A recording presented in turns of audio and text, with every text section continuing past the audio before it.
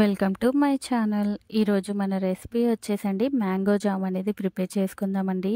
ఇది నేను మామిడికాయలతో ప్రిపేర్ చేస్తున్నానండి.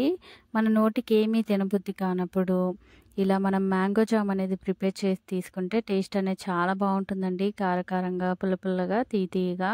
ఇది పిల్లలు కానీ పెద్దలు కానీ చాలా ఇష్టంగా తింటారండి. అంత బాగుంటుందండి. ఇది మనము ఒక్కసారి ఇలా ప్రిపేర్ చేసి పెట్టుకుంటే చాలా రోజుల వరకు అనేది నిలువ ఉంటుందండి. తప్పకుండా మీరు కూడా ట్రై చేయండి.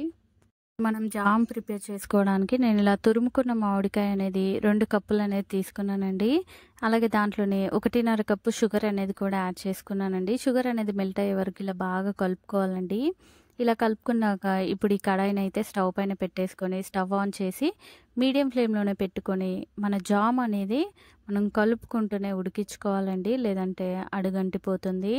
ఇలా జామ్ అనేది దగ్గర పడే వరకు కలుపుకుంటూనే ఉడికించుకోవాలండి. ఇలా జామ్ అనేది ఇలా కొంచెం దగ్గర పడ్డాక దీంట్లోనే ఇప్పుడు ఒక 1/2 టేబుల్ స్పూన్ కారం అనేది యాడ్ చేసుకుంటున్నానండి. అలాగే దీంట్లోనే ఇప్పుడు ఒక 1/2 టేబుల్ స్పూన్ సాల్ట్ అనేది కూడా యాడ్ చేసుకొని మనం ఇవన్నీ కలిసేలాగా ఇలా ఒకసారి అయితే బాగా మిక్స్ చేసుకోవాలండి.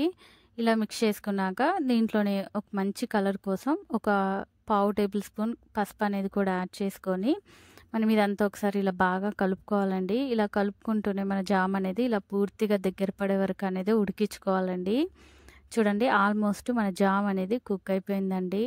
ఇప్పుడు ఇది మనము జామ్ రెడీ అయిందో లేదో తెలుసుకోవాలంటే మనం ఒకసారి మన షుగర్ పాకం అనేది ఇలా తీగ పాకం అనేది వస్తే సరిపోతుందండి. జామ్ అనేది రెడీ అయిపోయినట్టేనండి. ఇలా గరిటతో తీసినప్పుడు కూడా జామ్ అనేది ఇలా ముద్దగా వచ్చిందంటే జామ్ అనేది రెడీ అయిపోయిందండి. ఇప్పుడు మనం స్టవ్ అయితే ఆఫ్ చేసి తీసుకుందామండి. ఎంతో టేస్టీగా, సింపుల్‌గా అన్నీ ఇంట్లో ఉండే వాటితోటే మనం మ్యాంగో జామ్ అనేది ప్రిపేర్ చేసుకున్నాం కదండీ.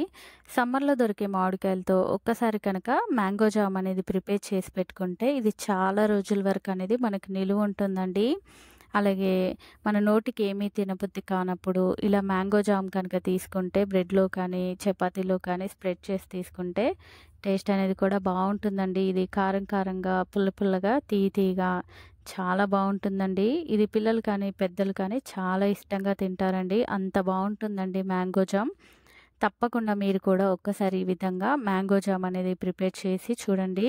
చాలా బాగుంటుంది. ట్రై చేసి ఎలా వచ్చిందో నాకు కామెంట్ సెక్షన్‌లో కామెంట్స్ చేయండి.